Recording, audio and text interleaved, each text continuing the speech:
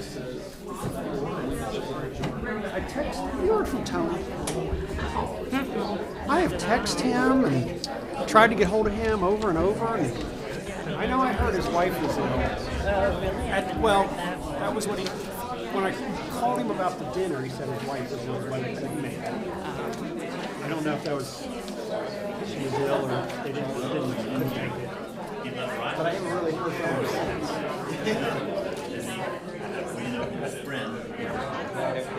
It's very interesting, the quantity. Yeah, that's interesting. I don't know if Bud can vote. I don't think he can. So that would only leave him 4 members.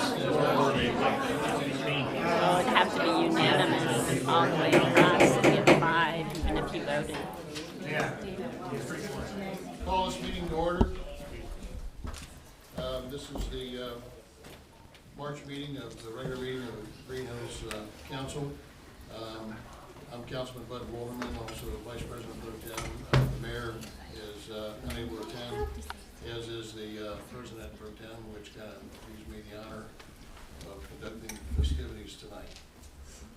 First thing we want to do is do the Pledge of Allegiance. Pledge allegiance to the flag of the United States of America and to the republic for which it stands, one nation, under God, indivisible, with liberty and justice for all.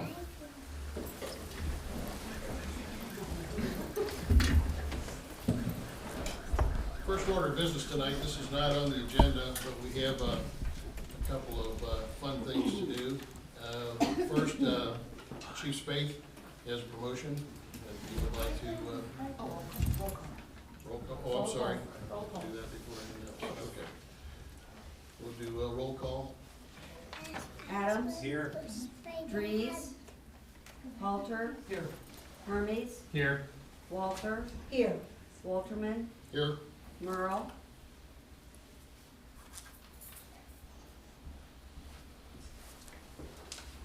Okay. Now, Tony, if you'd like to have the floor. Sir? Can you come up in here? Yeah. If I could get Tom Hoffman and Assistant Chief Oscar Hoffman up here, and Tom's wife Shelley. Would you join us? Sure.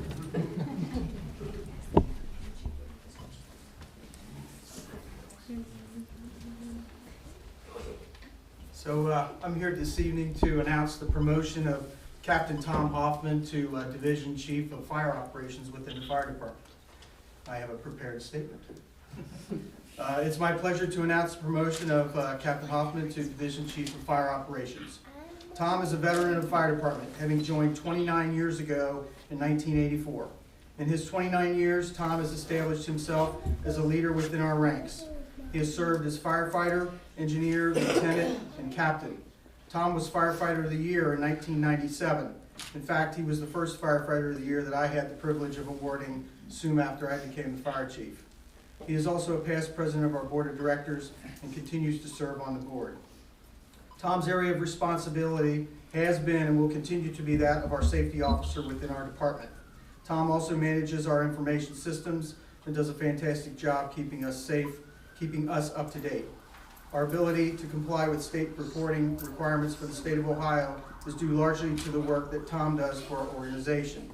These requirements often change, and in fact, we just completed yet another upgrade to our system in order to be current. When dealing with these upgrades, unfortunately, things never work exactly as they're supposed to the first time around when you're dealing with computers, which typically requires a great deal of time to resolve, and Tom is always there investing the time to get things corrected. Additionally, Captain Hoffman has been our representative to the Midwest Fire Chief Operations Committee for the last 6 years. Tom has taken a leadership role in that group, which over the last 6 years have developed nearly a dozen standard operating guidelines that 6 fire departments in the area follow. The result has been a safer and more efficient fire ground, which focuses heavily on collaboration with our mutual aid neighbors, thus saving taxpayers significant dollars by sharing of resources, but most importantly, 6 departments following the same set of rules provides the safest of conditions in a potentially unsafe hazard zone. Tom's abilities as a leader are among the best, and he is looked upon for his experience and expertise by our rookie members. Tom has a professional demeanor and commands respect with his presence at emergencies. Just 2 weeks ago, Tom assisted me in the command post at a working fire and did a fantastic job assisting with the management of the incident to a positive outcome. As we move into the future, the need for continued solid organizational management is of utmost importance. Tom will join the chief's staff as Division Chief of Fire Operations, along with David Hoffman, our Division Chief of EMS Operations, and Oscar Hoffman, our Assistant Fire Chief. I have chosen to surround myself with the best possible team in order to achieve our goals and objectives.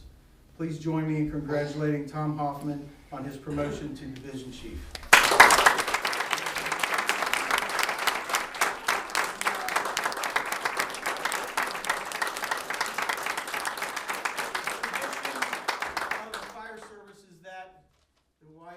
Or a family member would pin the badges on Tom. So we have his dad, our assistant fire chief, and his wife, Shelley. So it's your chance to stick it to him. Let's push straight in.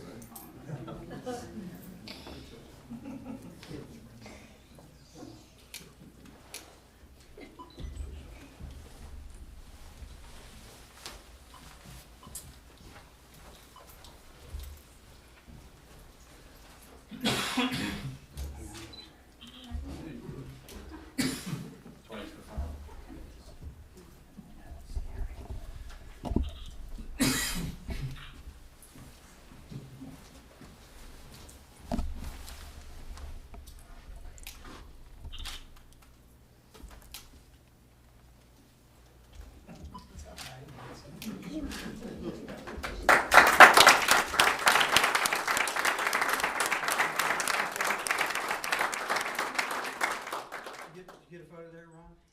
We're good? Get another one. Repeat the kiss scene.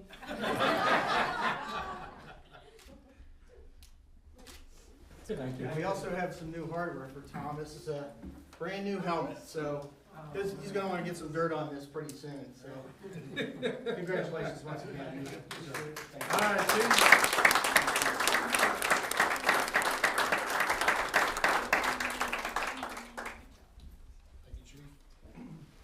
I just want to add, it's good to see Aki up here, for council again.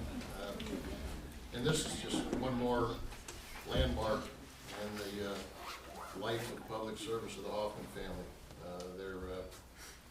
They're all heavily involved. Joy just does everything, Aki does everything, and the kids are just real benefits to the community. I don't know what we do without them.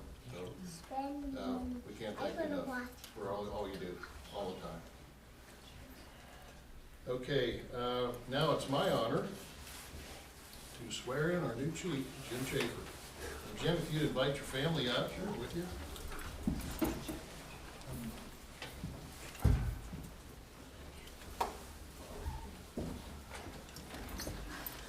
Let's see, why don't we all come up here and that way y'all can get on the camera.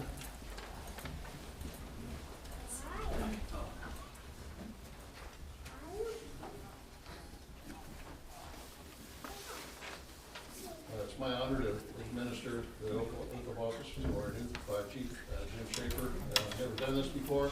I'm probably more nervous than you are. Wish me luck and I wish you luck.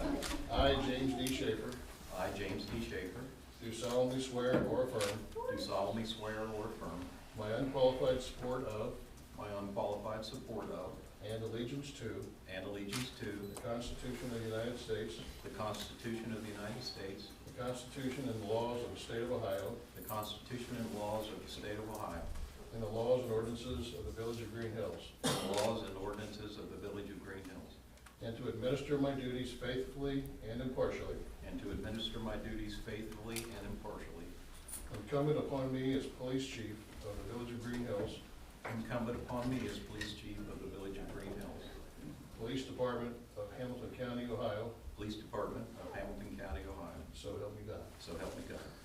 Congratulations. Thank you. Let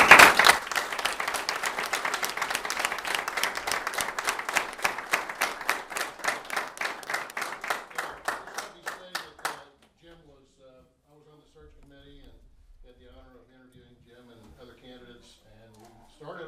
29 candidates and whittled it down to 6, and finally whittled it down to Jim, and had some good candidates too. So I think we're getting a great guy, the community's getting a great guy.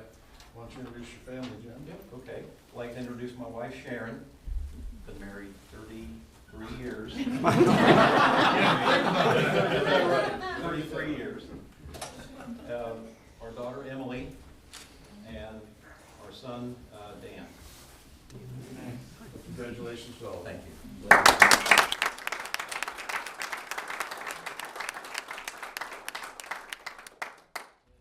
little gift for you and your wife from the village manager and council. Okay. By way of saying thank you. Thank you. To the community also. Dare I open this now? You can. It's a vase.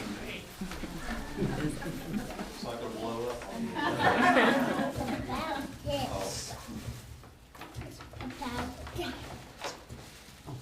Oh.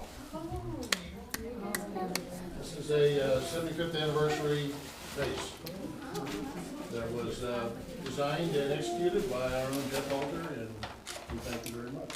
Well, thank you. That's very nice. Thank you.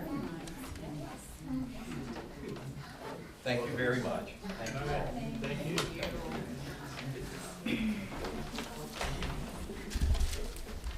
Let's give Chief give his family a hand. So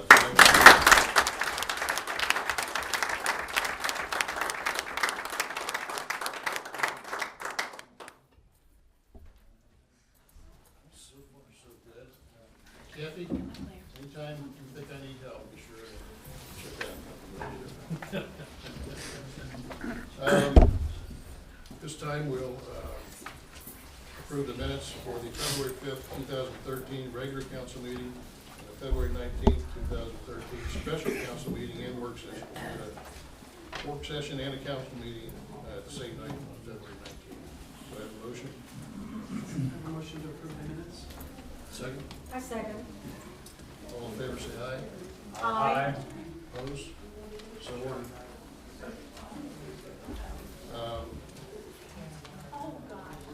This is the time for citizens to comment on matters before council or to ask questions of concern to them. When recognized, please come forward to the lectern, give your name and address, and then state your comments or questions.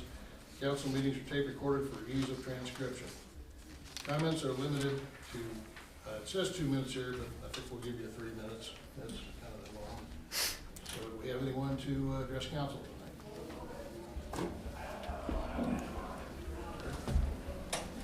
Good evening, I'm Carrie Trinan, and I live at 37 DeWitt Street, and I've lived in the village for 33 years now. Tonight, I would like to comment a little bit on the proposed zoning that will be, I guess, voted on tonight, and the proposed zoning map change. I'm going to start with the zoning map, and I had the ability to request these documents and was delivered those from Iavon. Thank you, Yvonne. And currently, the map as it's presented has some flaws to it, so I don't know that it can be voted on tonight. You have your maps with you. If you look in the legend, it says that you're rezoning 3 areas. And yet, I think you're rezoning 4 areas. What's in conflict is the OLR church, which is in the R2 district, and yet you don't list that as one of the areas that you're going to be rezoning.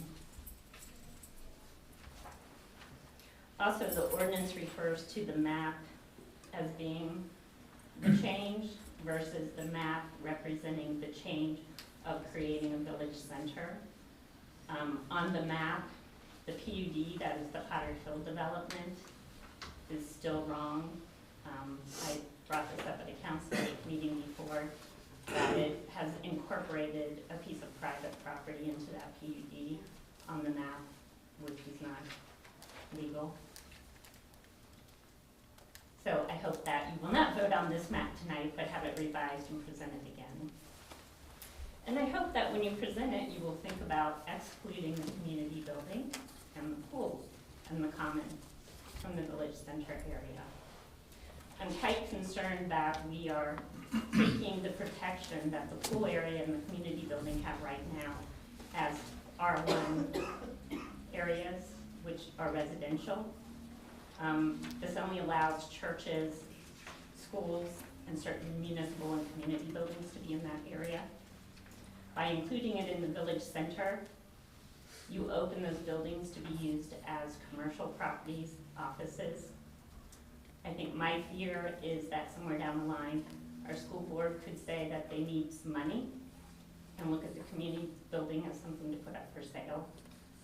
Goes out of our community's hands, the people have no say on that, and it goes to sale to possibly an outside business person who closes it down into a private business entity. And we no longer have a community building or something that would serve everybody in the community openly. When it comes to the proposed zoning, I have a lot of issues with this.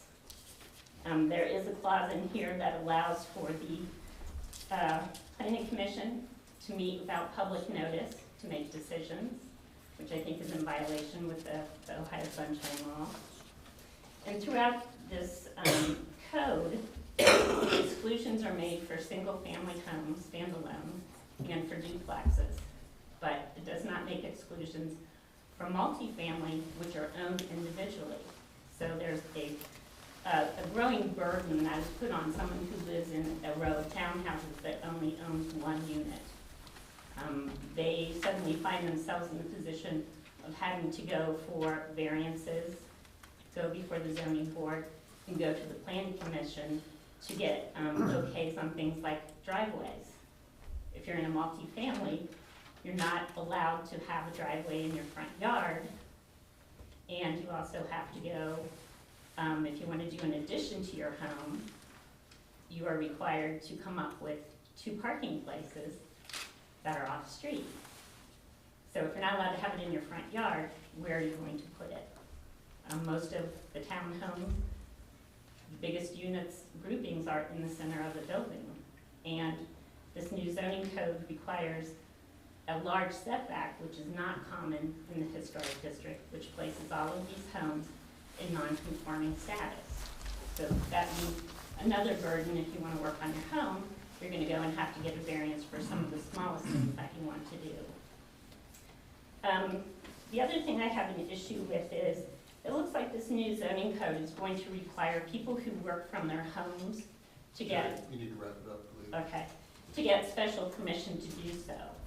This means architects and lawyers will have to get a permit, but this code allows for home care babysitters to be exempt, and in fact, it encourages the development of that.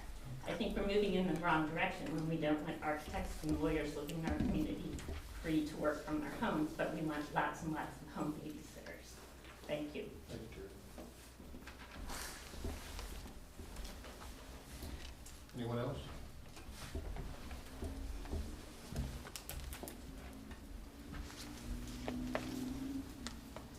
Hello, I'm here tonight as just to get to know my new council.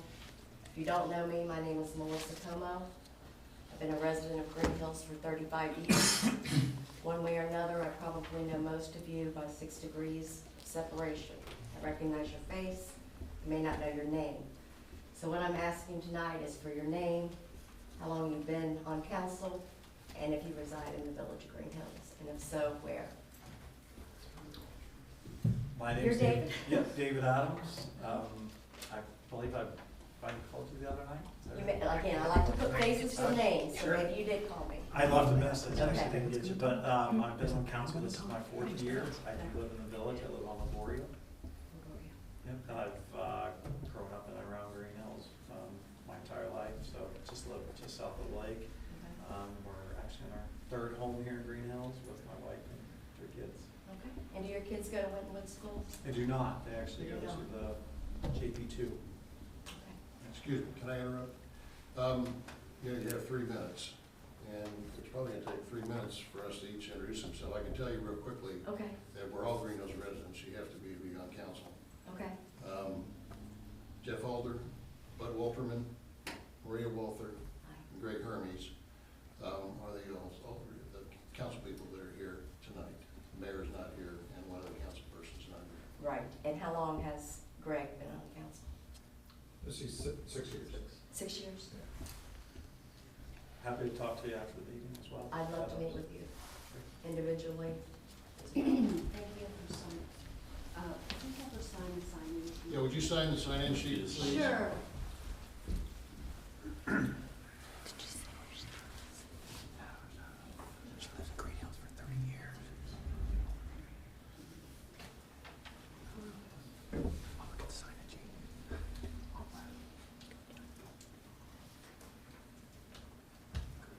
Thank you. Anyone else?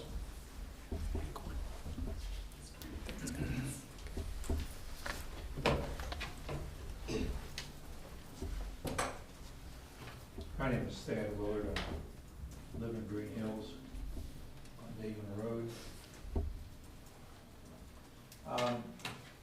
Obviously, we have the zoning ordinance before you tonight. It's been a long time getting here. It's almost like giving birth to an elephant. It's taken a couple of years to get here, and the gestation period's been rather long and somewhat difficult. And we still have, I think, some edges, rough edges to it. Three areas that concern me. One, the final zoning map and the village center designation. I was here when I think Mr. Wollerman moved and Mrs. Walter seconded to amend the map to include the golf course and the surrounding area, which included the Malloys and the swimming pool. I recently, saw the amended map that supposedly conformed to what your motion was and was passed, and it would appear to have excluded the swimming pool and Malloys. And if that's the situation, I don't think that was the intent of council, and I don't think that's what was passed. So you might want to check into that to make sure the accuracy of the zoning map tonight, because there's no question the golf course is included or excluded from the village center. I still have a question whether or not Malloy's and the swimming pool is. Another issue I have, the issue of the church schools. You have a section 9.19C that puts a mathematical requirement on how many children you can have in a church school based on the square footage in your parking lot, in your play area. Your only permits under the new code that you be passing 10 square feet per student. Now, I don't know how many square feet is an OLR parking lot, or how many square feet are in the playground area of Presbyterian schools. I think they have a preschool, and this statute also includes preschool. But once you mathematically calculate how many square feet you've got in that tells you how many kids you can have in that school. And it further excludes that area used as a parking lot as part of being used as playground. If you've ever checked OLR playground, it's also a parking lot. And is also used as a parking lot during the week, not just on Sunday. If there's a funeral or a wedding or some other church function, people use the playground as a parking lot. This creates a problem with your new code because you're excluding play area, which in fact indirectly impacts the number of students you can have in the school, which effectively may ruin the building we have down there as a school, because I think for about 2 or 3 years, OLR has not been used officially as a school. I understand there may or may not have been periodic uses for homeschooling in it, but it may well have lost its non-conforming use, and you might want to check with Jeff Forbes on that. He's your law director. Or will it become a non-conforming use, and what its status will be once you pass it? I strongly recommend that you just delete that subparagraph C from the code, and that way you don't have the issue. You still have fencing requirements and stuff like that. And just think about that before you start going on and passing it. Also, the area situation, I think you have amended the code to permit 1 square foot for professionals. And that would be accountants, CPAs, lawyers, insurance, whatever, which are traditionally home occupations, or have been. In fact, when I was a kid years ago, some people may remember, some doctors had their offices in their homes too. Not so much anymore, but they did at one time. While you only permit a 1 square foot for a sign, as Mr. Treenan said, you may have a problem as far as excluding some home occupations. So I think you really want to look at it before that section is passed. You've done a lot of work on this, and you've really cleaned up a lot of it. And I know you've done a yeoman's task, but I don't know if your task is really completely done yet. I wish it were, and I'm sure you do. And just passing something and just hoping you can change it later may or may not be the best situation, because no one knows what the complexion of council is going to be next year.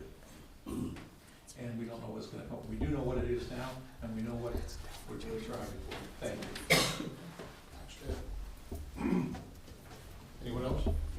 By the way, I think we'll probably maybe get an opinion on some of these issues when we get into that legislation. Sure. Yeah, if you don't mind.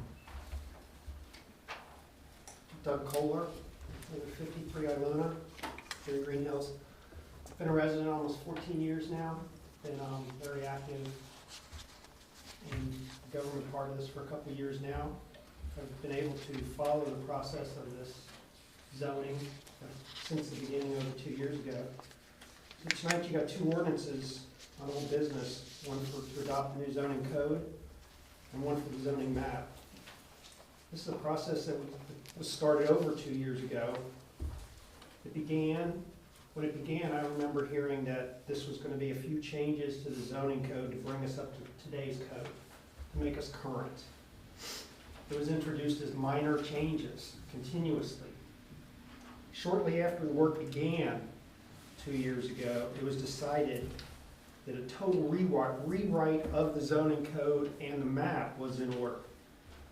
This encompassed almost 2 years worth of work, countless meetings, tens of thousands of taxpayer dollars have been spent to consultants, to Jeff Forbes, to Todd Kinski, to Beth Sollenberger.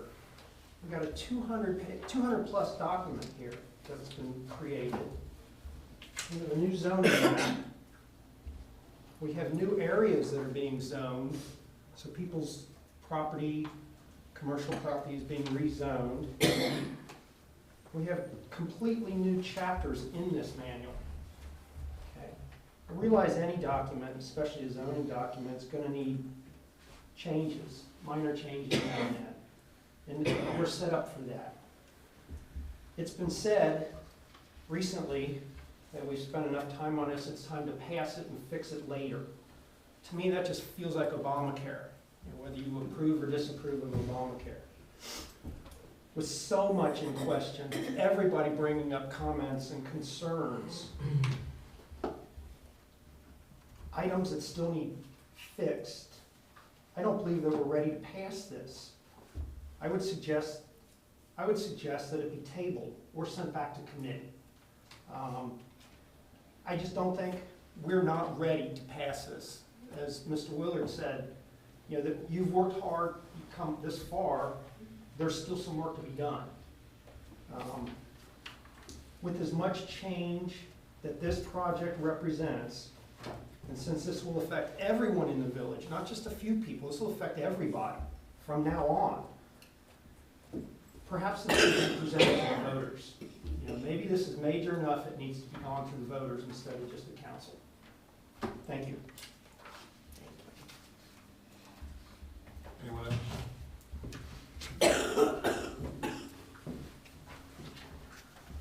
Okay, it's time for reports of village officials. First on mine is John Curtis, municipal manager. Thank you.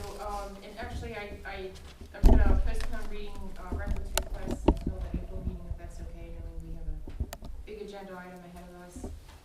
Did want to report that the sale of 26 Chalmers that you had voted on at the last council meeting, that sale has fallen through. So we will not be closing on that property. Also want to let you know the grant that we had applied for the, to help fund the costs associated with, applying for the National Historic Landmark designation. We did not receive that. They funded about $100,000 out of about $900,000 worth of requests, and you were not one of them. What was the numbers? That we were requesting is about 8,600. They were only funded 11. I think, I'm drawing a blank on the number, it was a sizable number, like 89 maybe that were submitted. Pretty large number of applicants. Anyway, I would imagine our intention is still to proceed, so we will try to maybe a supplement at the next meeting to put that additional money into the budget if the council so chooses. And I'll hold further comments till we're going through our legislation. Questions for Manager Goodrich? Law Director Jeff Forbes, Thank you, no report. any questions? Clerk of Council, Kathy Lives. Thank you, Mr. Wilderman. Ordinance numbers 2013-01F, 02 S&S, 03F, and 07CD, and the February 2013 community calendar were posted as required. And if there are no questions, that would conclude my report. Thank you, Ms. Lives. Chief, please. Who's going to do this? Whether Ian's going to do this or Jim's going to do this first? We'll share it. Okay. You'll find submitted our monthly officer activity report, a monthly crime analysis report, and the personnel early warning system reports in your packet from the police department. As far as events, Officer Tim Lutz attended the Conductive Energy Device Instructor School at the Ohio Peace Officer Training Academy, otherwise known as TASER training. And that's all I have to report. Thank you, Chief. Any questions? Also want to publicly thank Ian Ward for the great job she did in the interim between Chief Doyle and Chief Schaefer. Saw Chief Doyle earlier, but I think he left after the swearing-in ceremony. But thanks an awful lot. And really appreciate your conversation and your input and counsel and doing such a good job. In the interim.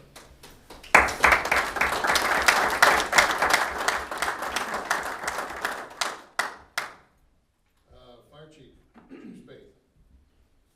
Thank you, what is it, Mr. Mayor Pro Tem? or Take it. Mr. Bud? Mr. Bud's I have a brief report tonight. Statistics for February, we had 24 EMS runs, all of those are in the village. In fires, we had 4 in the village and 19 mutual aid for a total of 23 fire responses. A significant fire occurred on 219, which was a working fire at 2 Burley Circle. That was a $30,000 fire loss. That is currently still under investigation by the Hamilton County Arson Task Force and the Allstate Insurance investigator. We should have a report on that pretty soon. It is undetermined at this time, but we'll see how that shakes out. This Saturday is time to move your clocks ahead, and as always, I remind everyone to please change the batteries in your smoke alarms. It's always a good thing to do, and once again, if your smoke alarm is 10 years or older, the fire service strongly recommends that you replace those, because like anything else that has a technology aspect to it, things improve over the years, and smoke alarms have gotten better, and so you need to replace those if they're 10 years old. And finally, I just want to report this morning, the fire department is saddened to report the passing of Lieutenant Phil Yost. His 22-month courageous battle with cancer concluded this morning. As you know, Phil was a contributor, he was a doer, he was a worker for the village. He trained the entire police department on CPR and AEDs every year. In fact, he donated some of the AEDs that the police department carries. He is a former police officer in the village. He's a former police chief of Fairfield Township, and he was with the fire department for several years back in the 70s and left for a period of time and returned, so he's been back 12 years this time. If you remember, Phil was our 2011 firefighter of the year. So please offer your condolences and prayers to the Yost family and to the firefighters, where we have now we have Boyd among our ranks, and we don't have any funeral arrangements yet, but we'll be dealing with that here in the next few days, I'm sure. And with that, please everyone be safe, and we'll see you next time. Thank you. Thank you, Chief. I also want to thank Chief Spaeth and the whole department for their efficient handling of the fire. And brother, there was a big fire was coming through there when that was all going on, and it was quite an event. And saw Chief later on TV making his report to the journalist, and did a good job there too. So thanks very much. And I didn't know Phil Yost personally that well. I knew who he was and I met him, but I know he was very well thought of by the department, and it's a huge blow to all the guys that know him so well. Condolences to the family as well. Thank you. Chief, I want to thank you also for the breakfast, Valentine's breakfast that Good. you had at the firehouse. It was absolutely lovely. Thank you so much. And I said one of my blessings every night that I thank for is the volunteer fire department that we have. After seeing so many news of many brownouts areas and possible dire circumstances in which some of them are closing and lives could be at stake, we are so blessed to have you and the whole department. Thank you so much for the work you do. Thank you. Thank you, Chief. Next on the agenda is the mayor's report. Since I'm not the mayor, there won't be a report. We'll move on. Committee reports. The first committee, we'll just take them in order. Finance and audit, and since Mr. Dries is not here, Mr. Halter, would you have any comments? No report at this time. No report. Service and streets, Mr. Adams. That's me. Thank you, Mr. Mayor. As we all did, I attended the council retreat on February 9th. That was a very positive and productive roundtable discussion. I'm glad we've continued the tradition of the retreat. I always enjoy that. I also wanted to congratulate our new police chief. Glad to see you're here. I wanted to say that we feel like we got a great chief to fill Chief Joel's shoes. So happy to have you here and excited for you to be here. And we hope you'll learn to love the village as we all do. We surely will. So thank you for coming on board. Also, congratulations to Tom Hoffman with his promotion to division chief as well. And then lastly, good luck to the service department tonight with all what they were supposed to get. So they always do a great job. I'm sure they'll be well prepared. And at the proper time, I have 3 second readings of ordinances. Thank you, sir. Any questions for Mr. Adams? Let's see, community development, Mr. Halter. Yes, again, thank you for all those that attended the I Love Greenhills dinner and dance. Got some very good positive feedback, and I'm glad that people had a good time. One of the things that we contemplated doing when we started to organize that event and some of the other ones that are coming up was, one of the questions that came up was, should it be a fundraiser? And, you know, with a silent auction or some other things involved. And at that time, I decided against it because I thought that I wanted it to be something where we were concentrating on celebration and less on funds. But I also realized we were able to get the band for a reasonable amount, but a lot of people asked positively, isn't this a fundraiser? So I just wanted to make it clear that the goal all along was to break even, and with based on some donations that came in as well, that is our status of that event. So it didn't cost the taxpayers money, which was a good thing. We will see how the other events go, but that was the target. But no money has been, put, if we would have received any kind of profit, it would have been put on to the other events throughout the year.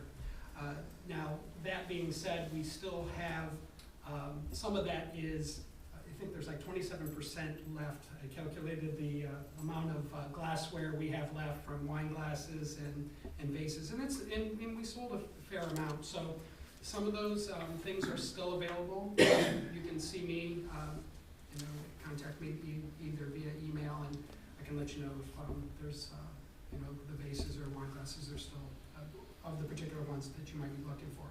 But that break even includes the selling of those. But I think we're doing all right, and we have other events to dissipate that over the year. But that concludes my report at this time. Thank you, Mr. Halter. Any questions? I just wanted to say, Mr. Halter, that was not fair to remember. That was exquisite, and chapeau, chapeau, chapeau. Hats off to you, sir. I couldn't say that myself, but I also want to thank all the hard work by the Design and Beautification Committee that really stepped up to the plate, and a lot of people, including my wife who did the flowers, and kind of dropped that on her at the last minute, but she was very amiable about that. It was a good event. I really enjoyed it. I didn't have anybody with me to dance with, but I still enjoyed it. It was all right. You should have danced with him, Greg. It would have been better. Traffic and safety, that'd be me. We don't really have a report. Maria Walter and I are on the committee, as well as Ron and Tony and Chief. But we didn't have a meeting this month. We were involved with the chief for the past several months, but I will do my monthly reminder for everyone. When you buy your license plates, please make sure that when you fill out the form, they hand the form back to you to sign it, that where it says the community that you live in, make sure it says Greenhills, because a lot of times it doesn't. And if it doesn't, then we don't get the money, that portion of money that comes out of that to the local community. So please be careful when you renew your license plates, that is paperwork's all in order. Any questions? Recreation and Cable TV, Mr. Hermes. Thank you, Budsky. A little respect. All right, respect is given. Partial congratulations to Chief Jim Schaefer. The jury's still out. We'll see how it works out here the next year or so. I gave him grief when we gave him the interview, and I thought I'd just continue the grief right now. So. Also, congratulations to Tommy Hoffman, and it's awesome. We had a meeting last month in Recreation, and we talked more about the playground, and it's coming to fruition as far as getting things together, and we have to go ahead and put some bids out, for the playground, so that it'll take a little bit longer. We have to follow the way we have to do it when it costs a certain amount over $25,000, I think it is. But we got the layout, and I'm looking at some different things, and I actually have several people bid on it as far as what they can do to take care of it. Also, we're looking at an outside restroom, putting that together over there at the golf course. And it's called an e-loop, where there's no water and there's no sewage line. It's just an outside container that takes care of itself. It's pretty cool. It's in a lot of different golf courses, and it's very affordable. So we have something like that over there for the golf course. I think we add a lot to it. And that's about it. Later on, I have an ordinance I'm going to put up there to pass, and also have a motion to go through later on as well. Any questions for Mr. Hermes? The restroom would service the playground as well, and the picnic area. Oh yeah, sure. Because I think it's, from a community development standpoint, it's just a nice hub of activity to have all those things happening right back there, and get more people visiting and utilizing. Yeah, you don't have to go to inside Malloy's, or you wouldn't have to go be a part of the pool to go to the restroom. So it's something that worked out really nice. Add aren't familiar with it, you're talking about back behind the Waco Community Building back. That's when the playground was The going in, playground. more a safer place where kids can throw into it. The restrooms can be closer to, the area where the golf course is Right. there. But the exact location is not determined yet. Okay, any questions? Any further questions? Ms. Walters? I have a couple of emails from citizens, and one of them is a Mr. Welage, Welage, and he would like to see added to our efforts for the 75th anniversary, to have a little bit of thought for the curb appeal. When the trees have been taken out, what afterwards? What do we do after? He has been doing some work. I encourage him to join our beautification, Mr. Halter. I asked him to join us, and I don't know if he would be able to or not.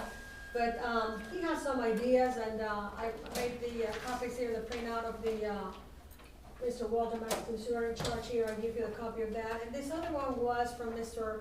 Fisher. He has some questions still about the zoning document, and here are some of the questions on that. So I would like to pass that along to you. I also want, Mr. Adams, I enjoyed tremendously that retreat. I agree with you, it was very nice, and we had an open, frank discussion. It was very welcoming. It was really, I had fun. It was fun. Okay, I also continue to be very active in the mentoring and advisory panel of the Global Academy, although the sustainability of the program is at stake. The grant was to start the project, not to sustain it. So they're going to be running out of money. That's going to be a problem in the long run. The curriculum committee met on 2/19. It's still trying to turn around the math results, but still hanging on to the math investigations curriculum. I participated on the Recreation Commission meeting that we had on 2/20, and I brought in a point of suggestion that I did for the Greenhills Hilltoppers. I made a suggestion to Mr. Wesley that perhaps to alter the times of the meeting might help to bring forth some other members to it. The meeting to have it take place on first Thursday of the month at 12 or 1 o'clock is not feasible for some of the people that could join, but they're still in the working force. And if some changes could be done as to a Saturday or to a Sunday or something like that, or simply during the summer times, maybe at 5 or 6 o'clock, might help to have the membership increase on that. That was my suggestion I presented to your commission. Okay. On 2/23, I participated at the Miami University in service on the Common Core testing in Columbus, specifically for the foreign language program. All notes and all handouts are handed to the school principal, Dr. Holden, for future evaluation. On 2/25, laws and rules met, and my co-chair is Mr. Walterman, and we reviewed the charter document. There were 2 changes only that we came up to propose to bring forth to the council. One of them was on page 4. Mr. Walterman proposed, and I seconded, that the location of the commons be defined by the name of the 4 streets surrounding it, meaning Eswin, Farragut, Enfield, and Endicott, and I agree with that. The second suggestion that we had was on page 17 of the document. We discussed that the members of the Board of Zoning Appeals should be having added the word staggered, that it wasn't there before. And that concludes our recommendations on the laws and rules for that document, and pass it over to council to decide upon it. We also, under such other matters, we discussed the desirable situation of having all the dates to help out the village manager. As right of now, we have the dates for all the meetings throughout the year, for laws and rules, for beautification. We have it of the Recreation Commission, and Ms. Kovac said that also the Tree Commission was trying to work out some kind of schedule. And she says that would be very helpful for her. I also want to thank Mrs. Lives with her suggestion that when we have the meeting already announced, and if we need to do a cancellation, just to remind everybody that at 4 p.m. the office closes, and therefore have the commissions or committees should put a notice at the bottom of the steps, just a reminder of that. And that would be absolutely wonderful for anybody coming in from the public. Also, we discussed and recommended that all volunteer positions for commission should be filling an application of some sort. And it should be done by the date of the council work session prior to the council date for approval. This way council will have a time to get acquainted with candidate and at least know that the appointment is coming prior to the voting. Oftentimes the voting comes in, we don't know it's coming, and we may not even know the candidate. So perhaps with not a very elaborate, but at least some kind of information background for the member that wants to be considered was going to be very welcome. Did I miss anything else from that meeting? I think that pretty much covered that, okay? And Just a point of clarification, the reason the word staggered was they had all the terms starting at once. Basically, there was no indication of staggering the terms as opposed to everyone being elected at once. So we thought maybe it would work better because in other parts of the charter there were the terms were staggered, indicated to be staggered. And the reason we got into the cancellation of the meeting because they recently have issues with no quorum and the meetings were called off at the last minute. People showing up and say, well, maybe we recommend some changes how the committee chairman handle that. At least have someone come up and put on the sign.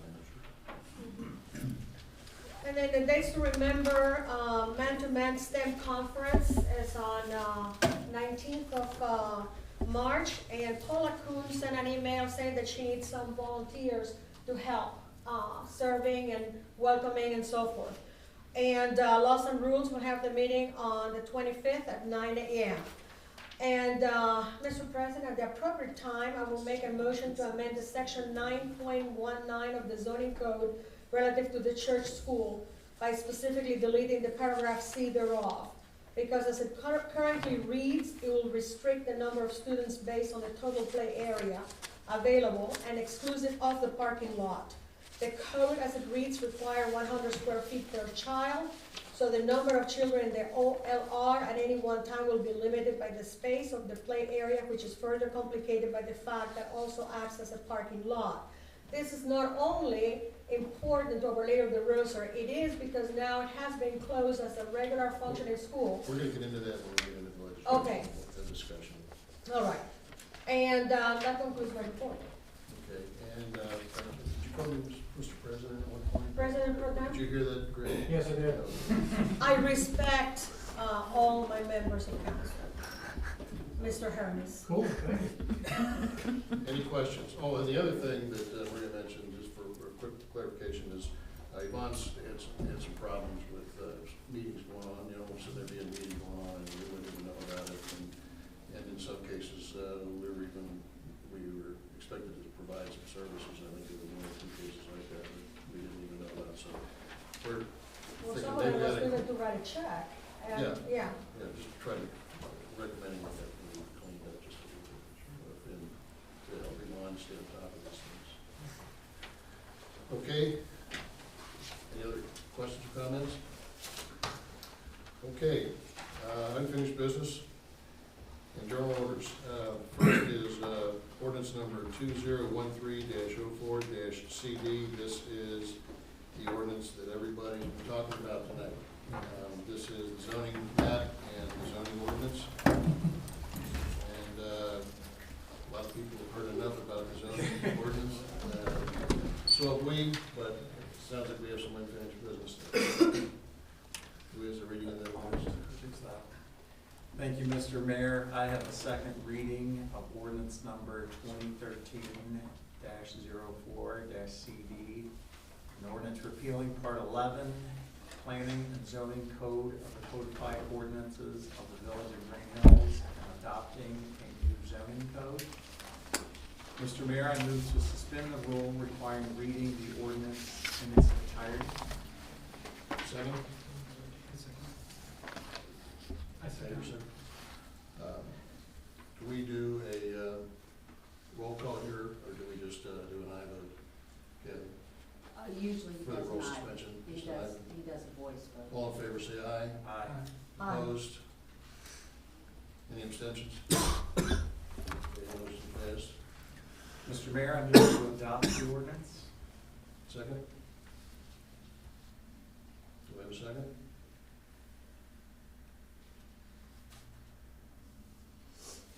Well, one more time, do we have a second? Now we can discuss it, and then we can table it later if you want to, or if you just want to not second it, that's your choice. Okay, we Do don't we have a have to s- second, so Do we have to second it to be able to discuss it? I think so, do we not? Do we have to No second second. it to be able to Still discuss it. discuss In it order tonight? to discuss it, you need a second. Okay, well, I'd say from the lack of reaction, the majority of council feels that this issue requires further discussion.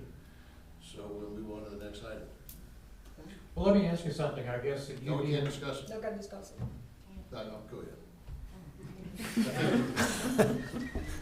Well, he's a part of council, right? Even though he's acting as mayor? Yes. Okay. But I can't second a motion Why? because I'm running the meeting.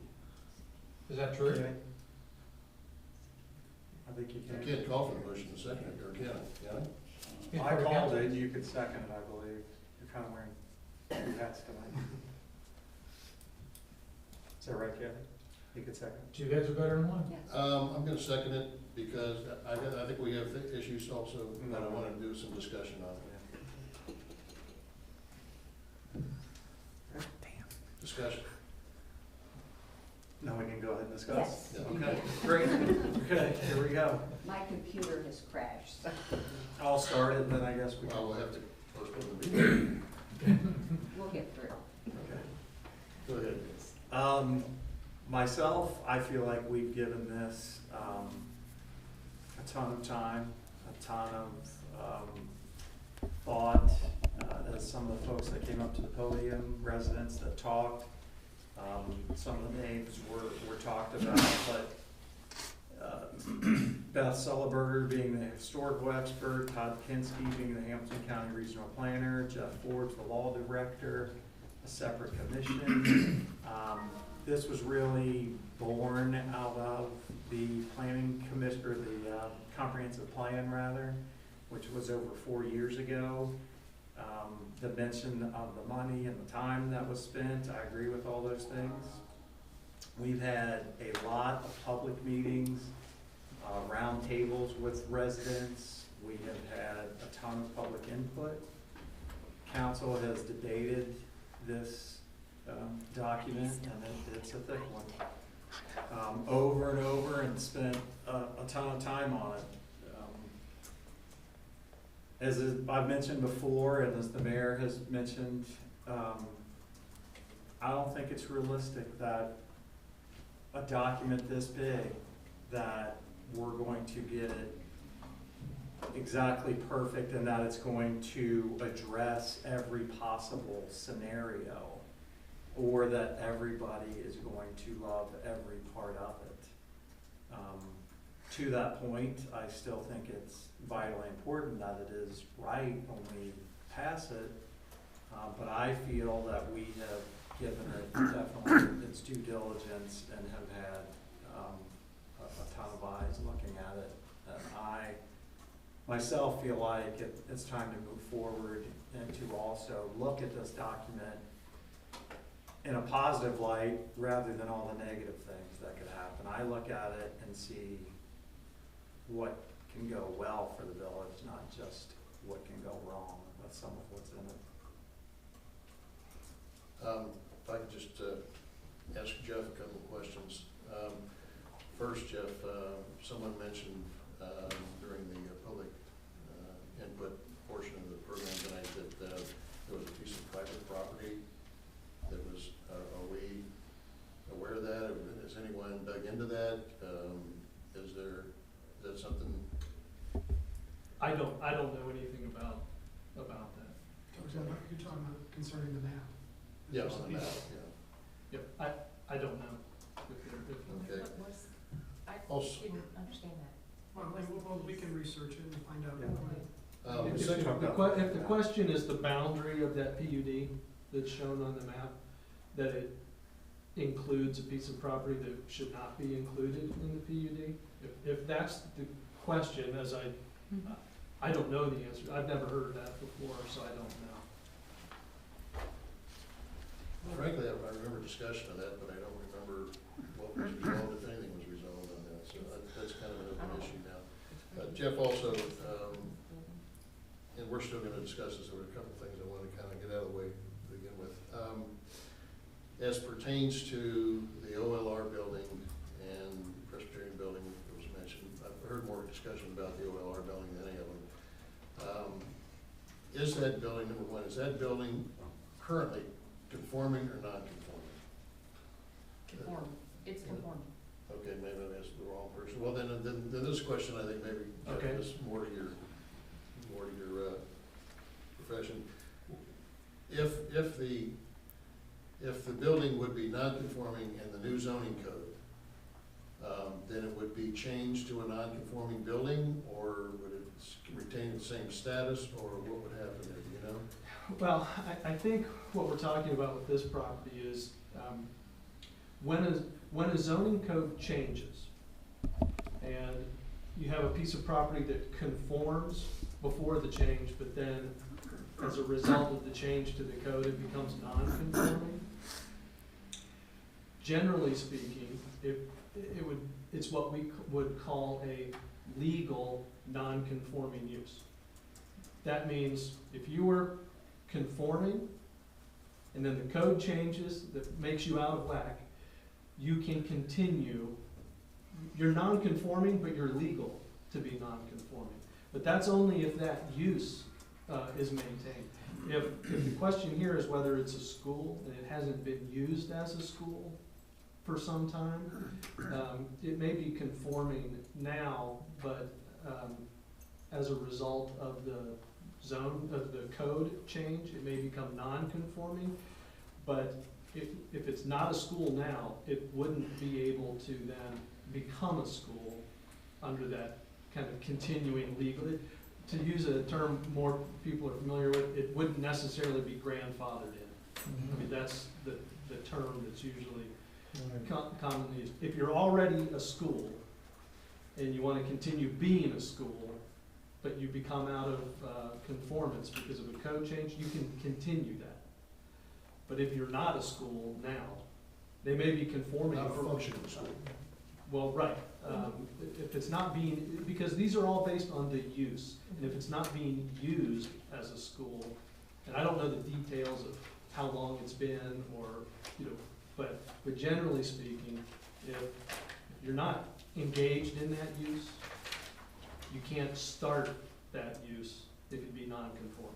I think it's important to bring up that if they decided 3 years from now to have a school, no matter what the zoning says at that point, they have the ability to appeal, don't they, and make an adjustment if Well, we would agree to it.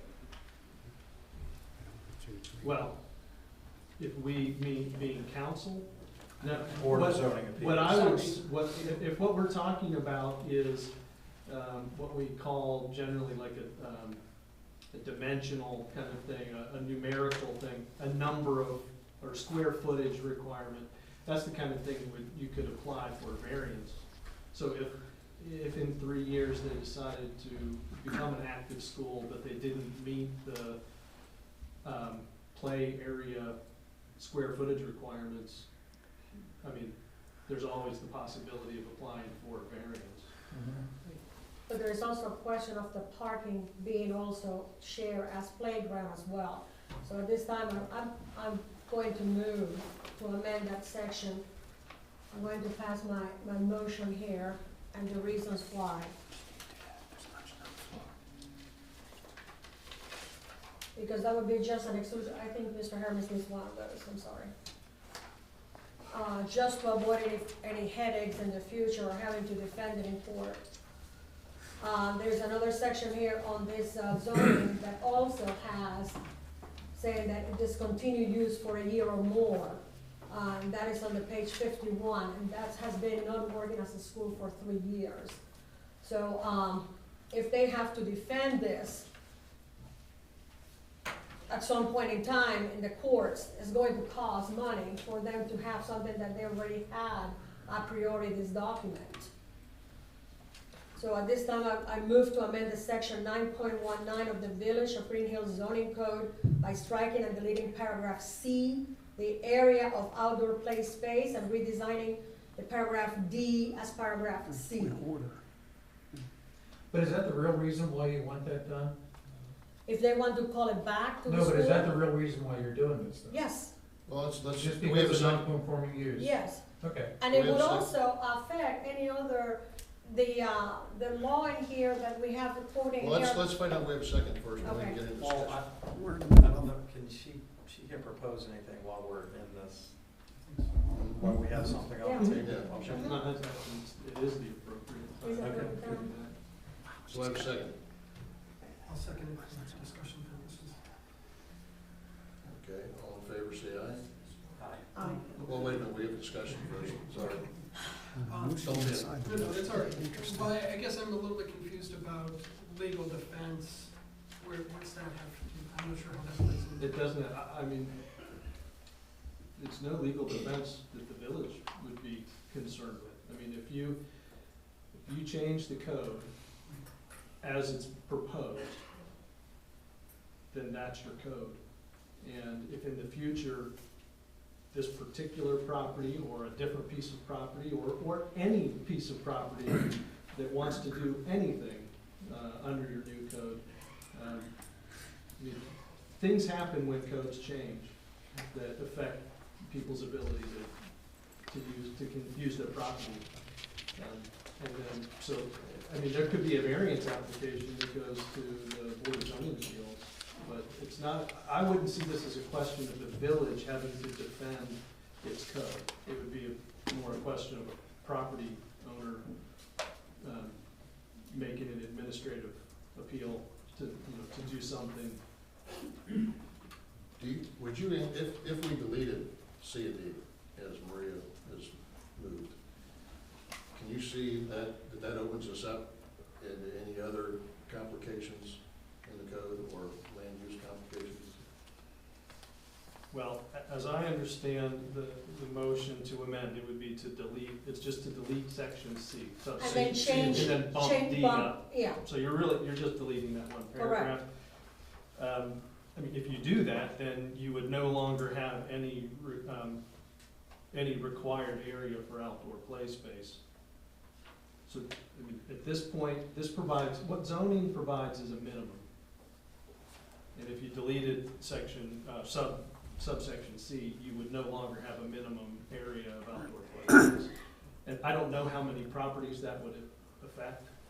Then that would mean that if somebody were to open a daycare facility, well, this doesn't apply to daycare, this is strictly not. no, this This is is, preschool and elementary schools as an accessory to existing churches. That will include the Presbyterian Church because they have a preschool there. It includes Our Lady of the Rosary if they want to bring a school back in there. Well, they won't do that, but, Anything that having to do with a church annexed to it. yeah. So then that would eliminate the requirement for a play area at all in those types of And facilities. and just along those lines, doesn't the state require, not for schools, but for daycares, an outdoor play space, is that correct? And that's under a different area. And I understand that. The only reason I bring that up is just looking at what's at stake. By saying that a school wouldn't have, wouldn't have to have that. I didn't know if it was contrary to, if anything you knew from state law. well, to say that they would not have to have it, I think it would be contrary to the general regulations for, I mean, this only applies to preschool and elementary schools that are accessories to churches. I believe that preschools, any other type of preschool, elementary school would have outdoor play area requirement. If you remove this, there wouldn't be a requirement I guess what I was looking for is if there's a conflict. If we're saying one thing and yet they're being required to do something else. I don't think this as it's being presented now, including paragraph C, I don't think it doesn't impose any more of a burden on this type of preschool, elementary school than it would for any other. This is not a special thing just because you're attached to a church. It's the same as any other school, I believe. Any other discussion? It excludes the possibility of using it as a parking lot for funerals as well. You cannot have one with the other. Once you have that playground that has not been grandfathered in, you have to put the walls, you have to do this, there's square footage per child that you have to have in there, and that's going to preclude for having a funeral or a wedding as a parking lot area there for parking cars, or the hearse, or any of the kind. Is that the way you read that, Jeff?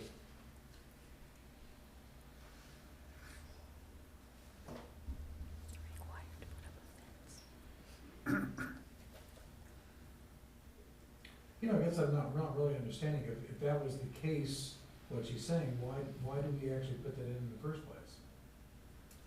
If there's gotta be requirements, just because there were a lot of other places that had a similar thing? Well, I wasn't on the committee, but I speculate that it's because that's what we require out of other daycare centers. And I suppose that's why they put it in there. They're talking about the churches with schools and playground. That's all this section applies to. Right.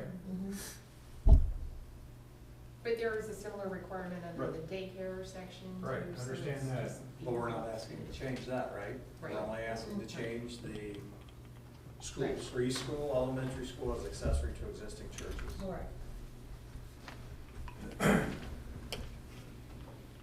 So that would be a carryover for the regular business of the church as a funeral, like I said before, and weddings. If they reopen